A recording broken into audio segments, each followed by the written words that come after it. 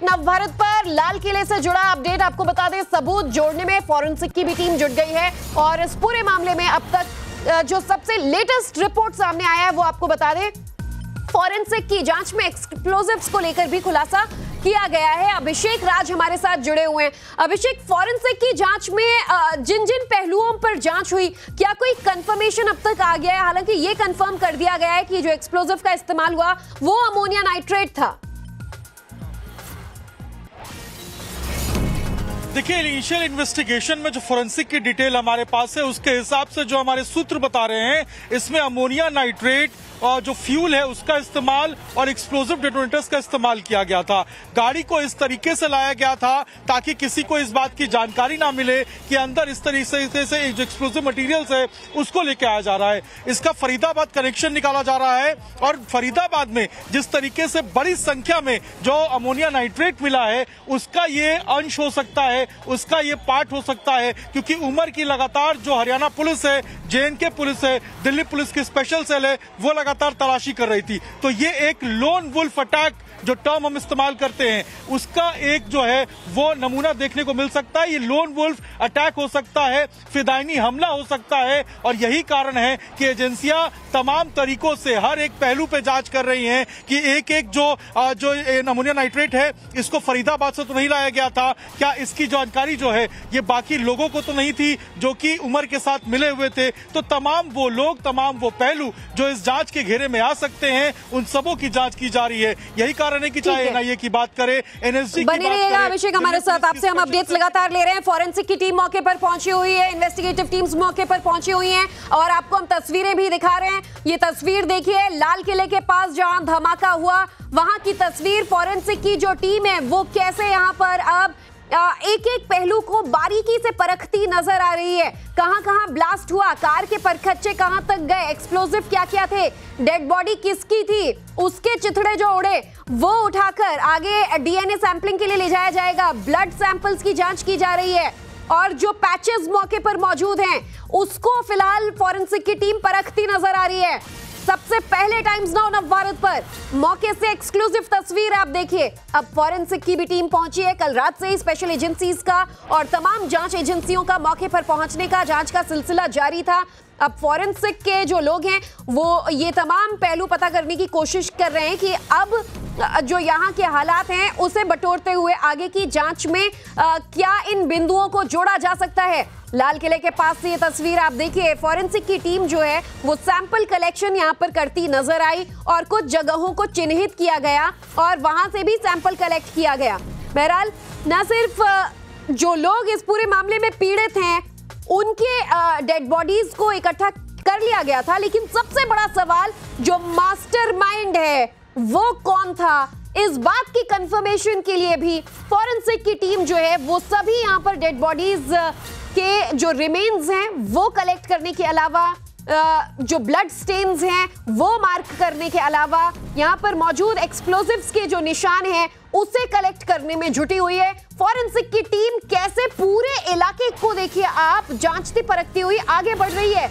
ये metro gate 1 के पास का एरिया है जहां पर आप देखिए कि ब्लास्ट के बाद धमाका हुआ, धमाके के बाद यहाँ मौजूद जो कांच थे वो टूटे बिखरे नजर आए। जांच इस धमाके का पैमाना कितना बड़ा था इसकी भी पूरी जांच की जा रही है कि लगभग 200 मीटर के दायरे में सब कुछ दहल गया था और ऐसे में फॉरेंसिक की जो टीम है वो सबूत जोड़ने में जुटी हुई है। लाल किले के पास से तस्वीर आपको दिखा रहे हैं सबसे पहले टाइम्स नाउ नवभारत पर। आप देखिए गाड़ी के भी परखच्चे इधर उधर पड़े हुए नजर आ रहे हैं, चिथड़ा उड़ा गाड़ी का, दूर दूर तक इसके जो परखच्चे थे वो उड़ गए और ऐसे में इन सभी चीजों को बटोरते समेटते फॉरेंसिक की टीम जो है वो सबूत जुटाती नजर आ रही है। तो बड़ी खबर इस वक्त की, लाल किले के पास अब फॉरेंसिक टीम पहुंच चुकी है और जो फॉरेंसिक जांच है उसे आगे बढ़ाया जा रहा है।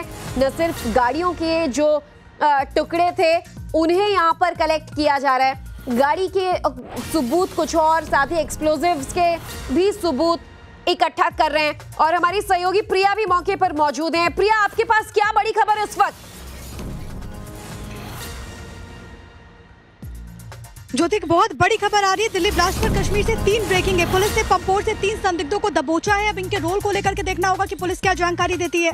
ये भी खबर सामने आई कि तारिक अहमद मलिक को हिरासत में फिलहाल ले लिया गया है। आमिर रशीद, उमर रशीद को भी पुलिस ने उठाया है। तीनों पुलवामा के रहने वाले हैं। तारिक पर उमर को ब्लास्ट वाली कार बेचने का आरोप है, जिसका जिक्र हम पहले कर रहे थे, क्योंकि जैसे जैसे इन्वेस्टिगेशन आगे बढ़ी वैसे वैसे ये मालूम पड़ा कि दरअसल पुलवामा के रहने वाले तारिक को ये गाड़ी दी गई थी। उसके बाद ये मालूम पड़ा कि इसी गाड़ी का इस्तेमाल उमर कर रहा था। फिर ये अपडेट आता है कि तारिक ने उमर को ये गाड़ी दी थी। तारिक से फिलहाल पूछताछ की जा रही है। इसके अलावा 3 संदिग्धों को दबोचा गया, क्योंकि पूरा नेक्सस सा नजर आता है ज्योति, जिसमें कई सारे किरदार हैं। अब सबसे बड़ी चुनौती यह है कि कैसे उन किरदारों तक पहुंचा जा सके। इसको लेकर के लगातार पुलिस इन्वेस्टिगेशन कर रही है। पुलिस ये जानने की कोशिश कर रही है कि आखिरकार ये पूरी थ्योरी है क्या, क्योंकि अभी तक जो इन्फॉर्मेशन सामने आई है वो ये कि दरअसल इस पूरे मामले में वहां पर जो डॉक्टर्स थे, जो रेजिडेंट डॉक्टर्स थे, उनका आपस में कनेक्शन होता है। उन्होंने वहां पर एक वक्त पर काम किया और उसके बाद ये अलग अलग जगहों पर जिस तरीके से रह रहे थे, चाहे हम बात करें यूपी के सहारनपुर के, उसके बाद फरीदाबाद में एक डॉक्टर का नाम सामने आता है। आदिल को अरेस्ट किया गया, उसके बाद हमने देखा कि मुजम्मिल को पकड़ा गया। उसके बाद लगातार जब जांच आगे बढ़ी, उमर का नाम सामने आया था। अब उमर जब यहाँ पर आता है, क्योंकि अभी जो सीसीटीवी फुटेजेस सामने आए हैं उसकी भी जांच की जाएगी, लेकिन सबसे बड़ी इन्फॉर्मेशन है कि 3 संदिग्धों को पंपोर से दबोचा गया। और सबसे बड़ी बात कि अगर इनके ज्वाइंट कनेक्शन की बात करें तो ये पुलवामा के रहने वाले ही हैं। अब इनका रोल क्या होगा, जाहिर है कि जैसे जैसे इन्वेस्टिगेशन आगे बढ़ेगी वैसे वैसे और भी किरदार निकल करके सामने आ सकते हैं। अमित के पास कोई जानकारी है? अनुज जी, देखिए, यहाँ किरदारों की अगर हम बात करें तो यहाँ समझना जरूरी होगा कि 2 उमर नाम के 2 किरदार यहाँ पर हैं। एक उमर जिस पर गाड़ी बेचने और खरीदने वाला शख्स बताया जा रहा है, और दूसरा डॉक्टर उमर जो कि फरीदाबाद जो मॉड्यूल था उससे लिंक करता है। तो जाहिर तौर पर जिस तरीके से कल यहाँ धमाका हुआ और धमाके के बाद लगातार गाड़ी को लेकर जांच शुरू हुई, जिसमें एक एक कर कैरेक्टर जो है वो सामने आए। शुरुआत में पता चला कि ये गाड़ी किस तरीके से हरियाणा नंबर रजिस्टर थी, उसके पहले मालिक तक पहुंचा गया। उसके बाद वो गाड़ी दूसरे को जब बेची गई उस तक पहुंचा गया, और उसके बाद कनेक्शन साफ तौर पर पुलवामा तक पहुंचा, जहां 3 कैरेक्टर सामने आए। जिन तीनों कैरेक्टर को फिलहाल हिरासत में लिया गया है, उन तीनों कैरेक्टर की अगर हम बात करें तो तारिक अहमद, आमिर रशीद और उमर रशीद, ये तीनों वो कैरेक्टर